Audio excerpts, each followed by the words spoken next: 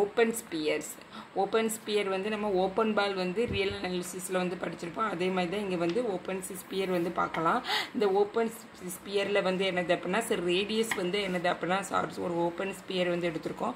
அதோட ரேடியஸ் வந்து என்னது அப்படின்னா 6. அதோட சென்டர் வந்து என்னது அப்படின்னா x0. Is the ball of, அதாவது open sphere B of x0 comma r equal to என்ன அப்படின்னா x such that norm of x minus x0 less than r இருந்துச்சுன்னா, இது லெஸ் தென் ஆராக இருந்துச்சுன்னா இதை வந்து என்ன சொல்லுவோம் அப்படின்னா ஒரு ஓப்பன் ஸ்பியர் அப்படி வந்து சொல்லுவோம். ஓப்பன் ஸ்பியர்ஸோட ரேடியஸ் வந்து என்னது அப்படின்னா ஆர், சென்டர் வந்து என்னது அப்படின்னா x0. இப்போ எக்ஸ் சச் தட் ஒரு எக்ஸ்ன்னு சொல்லிட்டு ஒரு எலமெண்ட் வந்து எடுத்திருக்கோம். அதை நாம் எக்ஸுக்கும் அந்த x0க்கும் இதில் உள்ள டிஃப்ரெண்ட் வந்து என்னது அப்படின்னா லெஸ் தென் ஆராக இருக்கணும். லெஸ் தென் ஆராக இருந்துச்சுன்னா அது வந்து என்னது அப்படின்னா ஒரு ஓப்பன் ஸ்பியர்ஸ். அதே மாதிரி நம்ம வந்து க்ளோஸ்டு ஸ்பியர் வந்து பார்க்கலாம். க்ளோஸ்டு ஸ்பியர் வந்து அதே மாதிரி தான், that is sphere of x0 comma R.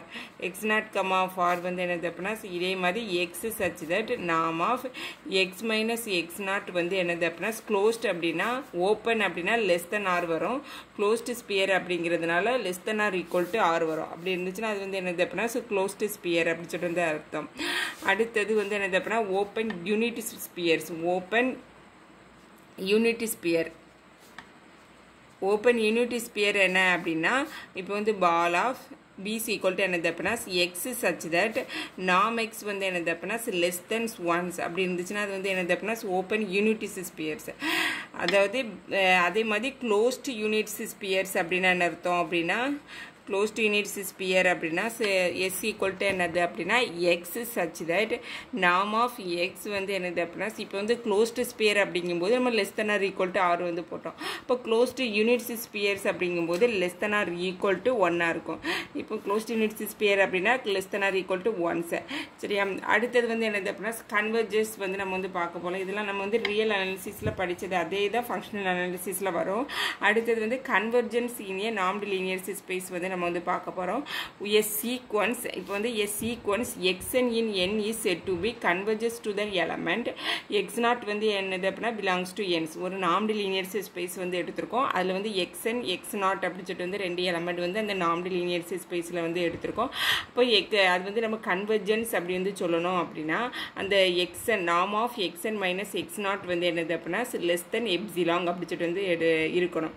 அதாவது ஒரு நார்ம்டு லீனியர் ஸ்பேஸில் நம்ம வந்து என்ன எடுத்திருக்கோம் அப்படின்னா xn அப்படி சொல்லிட்டு வந்து ஒரு எலமெண்ட்டும் இருக்குது.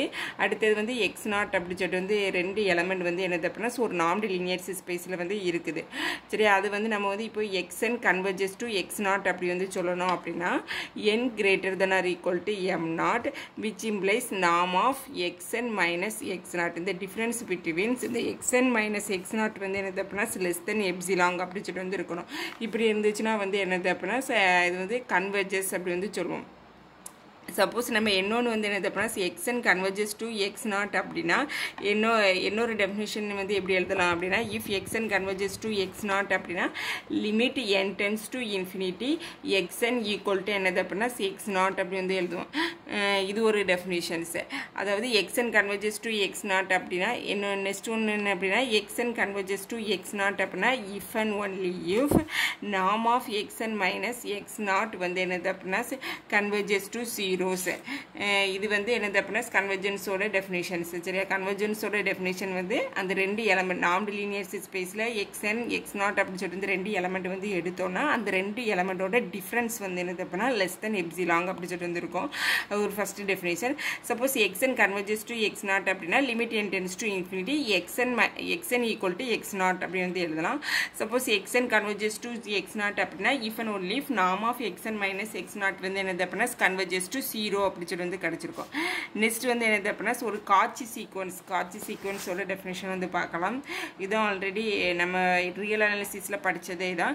ஒரு சீக்வன்ஸ் xn வந்து என்னது அப்படின்னா ஒரு நார்ம்டு லீனியர் ஸ்பேஸில் ஒரு சீக்வன்ஸ் xn வந்து எங்கே எடுத்திருக்கோம் அப்படின்னா ஒரு நார்ம்டு லீனியர் ஸ்பேஸில் நம்ம வந்து எடுத்திருக்கோம். அது வந்து காட்சி சீக்வன்ஸ் நெட்டு நம்ம வந்து எப்போன்னு சொல்லுவோம் அப்படின்னா ஃபார் கிவன் எப்சிலாங் வந்து என்னது அப்படின்னா கிரேட்டர் தென் 0 இருக்கும். ஒரு பாசிட்டிவ் இன்டிஜர்ஸ் வந்து m0 வந்து எக்ஸிஸ்ட் ஆகும். Suppose such that m of n வந்து என்னது அப்படின்னா greater than or equal to m0 அப்படி இருந்துச்சுன்னா that implies norm of xn minus sorry xn minus xm வந்து என்னது அப்படின்னா லெஸ் தென் எப்சிலாங் அப்படி சொல்லிட்டு வந்து இருக்கும். அதாவது ஒரு நாம்டு லீனியர் ஸ்பேஸில் எக்ஸன்னுட்டு ஒரு சீக்வன்ஸை வந்து நம்ம எடுத்தோம்னா first epsilon given epsilon greater than zeros m0ன்னுட்டு ஒரு எலமெண்ட் எக்ஸிஸ்ட் ஆகி such that m comma n greater than R equal to m0 அப்படின்னா that implies norm of xn minus norm of xms வந்து என்னது அப்படின்னா லெஸ் தென் epsilon அப்படி வந்து சொல்லுவோம். அடுத்தது வந்து என்னது அப்படின்னா கம்ப்ளீட்னா என்னன்னு பார்க்கலாம். சரியா, கம்ப்ளீட்னா என்ன அப்படின்னா ஒரு நாம்டு லீனியர் ஸ்பேஸை வந்து நம்ம எப்போ வந்து கம்ப்ளீட் அப்படின்னு வந்து சொல்லுவோம் அப்படின்னா எவ்ரி காட்சி சீக்வன்ஸ் வந்து என்னது அப்படின்னா கன்வர்ஜென்ஸ். ஒரு நாம்டு லீனியர் ஸ்பேஸை நம்ம எப்போ வந்து கம்ப்ளீட் அப்படி வந்து சொல்லுவோம் அப்படின்னா எப்போ வந்து கம்ப்ளீட் அப்படி வந்து சொல்லுவோம் அப்படின்னா every if and only every காட்சி சீக்வன்ஸ் இஸ் கன்வர்ஜென்ஸ். எவ்ரி காட்சி சீக்வன்ஸ் இஸ் கன்வர்ஜென்ஸ். காட்சி சீக்வன்ஸ் எல்லாமே கன்வர்ஜென்ஸாக இருந்துச்சுன்னா அது வந்து நாம்டு லீனியர் ஸ்பேஸ் வந்து கம்ப்ளீட். இது வந்து if and only if condition. அதை வந்து நாம்டு லீனியர் ஸ்பேஸ் கம்ப்ளீட் அப்படின்னா காட்சி சீக்வன்ஸ் எல்லாமே வந்து என்னது அப்படின்னா கன்வர்ஜென்ட்டாக இருக்கணும். அதுக்கப்புறம் வந்து கம்ப்ளீட்டுக்கு வந்து என்னது எதெல்லாம் கம்ப்ளீட்டோட எக்ஸாம்பிள் ஆஃப் கம்ப்ளீட்டுக்கு எதெல்லாம் எக்ஸாம்பிள் அப்படின்னா சி R1s, அதுக்கப்புறம் வந்து R2 squares, R power n's, அதுக்கப்புறம் வந்து RD டிஸ்கிரீட் மெட்ரிக்ஸ், அடுத்தது ஈக்ளூடியன் ஸ்பேஸ் R பவர் கேஸ், அடுத்தது இசட், அதுக்கப்புறம் வந்து L ஸ்கொயர்ஸ் ஸ்பேஸ். இதெல்லாம் வந்து என்னது அப்படின்னா கம்ப்ளீட்டோட எக்ஸாம்பிள்ஸ். அடுத்தது எனி கன்வர்ஜென்ட் சீக்வன்ஸ் எல்லாமே வந்து நமக்கு வந்து கன்வர்ஜென்ட் சீக்வன்ஸ் எல்லாமே காட்சி சீக்வன்ஸ். ஆனால் காட்சி சீக்வன்ஸ் வந்து எல்லாமே வந்து கன்வர்ஜென்ஸ் கிடையாது. காட்சி சீக்வன்ஸ் வந்து என்னது அப்படின்னா இஸ் நாட் கன்வர்ஜென்ஸ். ஆனால் காட்சி சீக்வன்ஸ் எப்போ வந்து கன்வர்ஜென்ஸாக இருக்கும் அப்படின்னா இந்த R பவர் கே ஈக்குவலியன்ஸ் ஸ்பேஸ் இந்த R பவர் கேல தான் வந்து காட்சி சீக்வன்ஸ் வந்து என்னது அப்படின்னா கன்வர்ஜென்ட் சீக்வன்ஸாக இருக்கும். அப்படி காட்சி சீக்வன்ஸ் வந்து கன்வர்ஜென்ட்டாக இருந்துச்சுன்னா அது வந்து என்னது அப்படின்னா நம்ம வந்து கம்ப்ளீட் அப்படின்னு சொல்லிட்டு வந்து நமக்கு தெரியும். காட்சி சீக்வன்ஸ்லாம் கன்வர்ஜென்ட்டாக இருந்துச்சுன்னா அது வந்து என்னது அப்படின்னா கம்ப்ளீட்.